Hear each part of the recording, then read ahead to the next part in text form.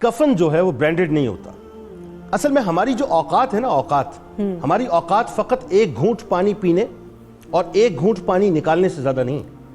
ہماری اوقات یہ ہے کہ یہ جو ہمارا دماغ ہے نا، دماغ جسے ہم مرکز سمجھتے ہیں اپنی تمام تر سازشوں کا اور ترقیوں کا، اس دماغ کی اگر ایک تار ہل جائے نا، ایک تار، صرف ایک تار ادھر سے ادھر ہو جائے تو ہم کالے کو گورا کہنا شروع کر دیں اور گورے کو کالا کہنا شروع کر دیں.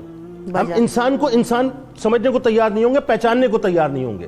ہماری حقیقت یہ ہو جائے گی کہ لوگ ہمیں پیچھے سے تھپڑ مار کے جائیں گے اور ہم ادھر ادھر مجنونوں کی طرح دیکھ رہے ہوں گے کہ ہمارے ساتھ ہوا کیا ہے. ہماری اوقات یہ ہے. معاملہ یہ ہے صاحب کہ انسان اصل میں غفلت کے اندر ہے. ہم سب غفلت کے اندر ہیں. ہم یہ سمجھ رہے ہیں کہ یہ جو کچھ بھی ہے، یہ دنیا سب کچھ ہے، اس کی آسائشیں، اس کی رنگینیاں، اس کا حسن، اس کا جمال سب کچھ ہے.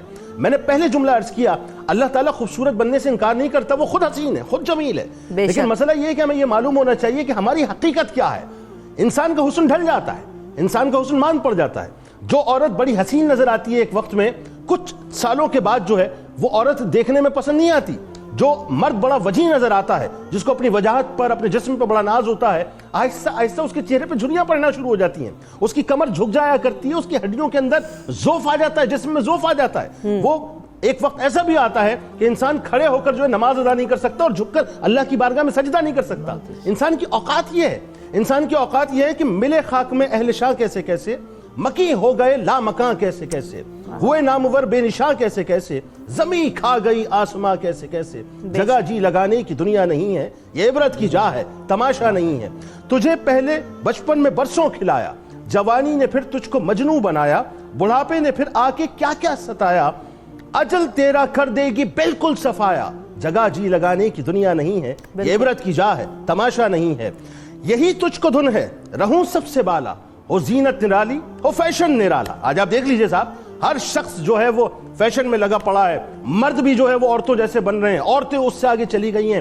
ہر شخص یہ چاہتا ہے میں حسین نظر آؤں، خوبصورت نظر آؤں، اور اس کے لیے وہ سب کچھ کر رہا ہوتا ہے، لیکن اندر کے حسن کی طرف اس کی توجہ نہیں ہے. لیکن کہا کیا جاتا ہے؟ کہا یہ جاتا ہے کہ یہی تجھ کو دھن ہے کہ رہوں سب سے بالا، ہو زینت نرالی، ہو فیشن نرالا. جیا کرتا ہے کیا یوں ہی مرنے والا، تجھے حسن ظاہر نے دھوکے میں ڈالا.